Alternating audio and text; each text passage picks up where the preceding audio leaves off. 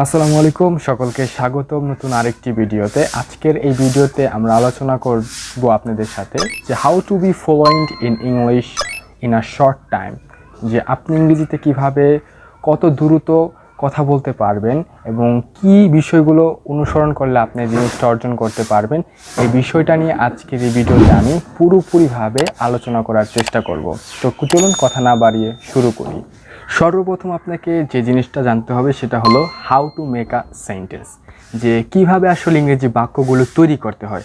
যেহেতু ইংরেজি একটা ল্যাঙ্গুয়েজ, তো এই ল্যাঙ্গুয়েজ জানতে হলে আপনাকে একটা বাক্যগুলো কিভাবে তৈরি করতে হয়, একটা সেন্টেন্স কীভাবে মেকিং করতে হয়, এই বিষয়টা আপনাকে পুরোপুরিভাবে একটা ধারণা থাকতে হবে।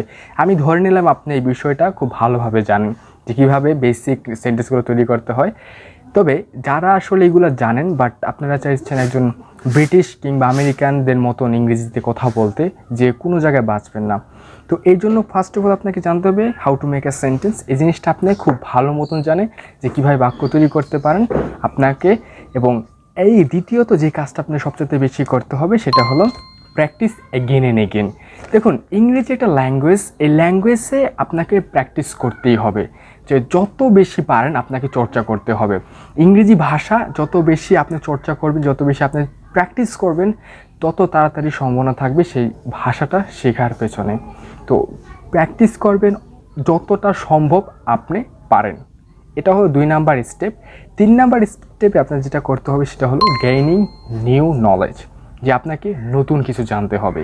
দেখুন, ইংরেজি ভাষা নিয়ে যদি আপনি কোনো কিছু গবেষণাও করেন, তাহলে আপনি সারা জীবনে যদি এই বিষয় নিয়ে গবেষণা করেন, তারপর আপনি এই ইংরেজি ভাষা সম্পর্কে প্রকৃতপক্ষে যে এই জ্ঞানের সীমানা শেষ করতে পারবেন না।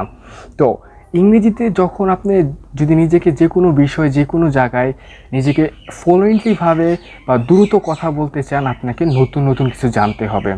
যে বেসিক আপনি জানেন, বাট আরও কিছু জানতে হলে আপনাকে নতুন নতুন কিছু জানতে হবে। আপনি ইংরেজি বই পড়তে পারেন, ইংরেজি বাক্য, বিভিন্ন সংবাদপত্র পড়তে পারেন এবং বিভিন্ন জিনিসগুলো আপনি জানার মাধ্যমে সেগুলোকে আবার আয়ত্ত করতে হবে প্র্যাকটিসের মাধ্যমে।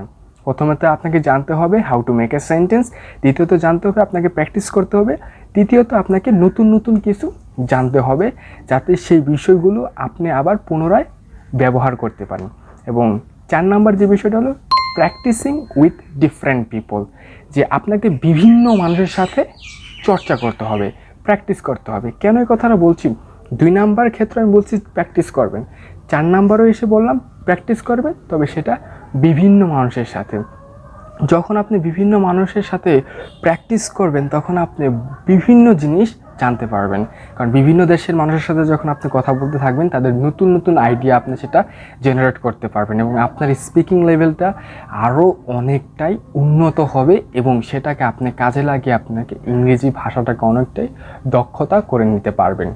তো পরিশেষে ভিডিওর একটাই কথা, যে যদি আমি সামারাইজ করি, যে প্রথমত আপনি ইংরেজি ভাষা যদি ফ্লুয়েন্টলি হতে চান, আপনাকে ফার্স্ট অফ অল জানতে হবে যে how to make a sentence, কীভাবে বাক্য তৈরি করতে হয়।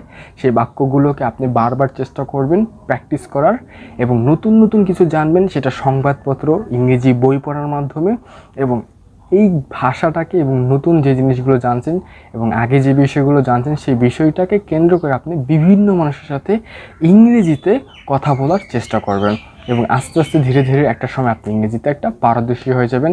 ইউকে কিংবা ইউএসের মতন নাগরিকদের সাথে আপনিও ইংরেজির কথা বলতে পারবেন তাদের সাথে।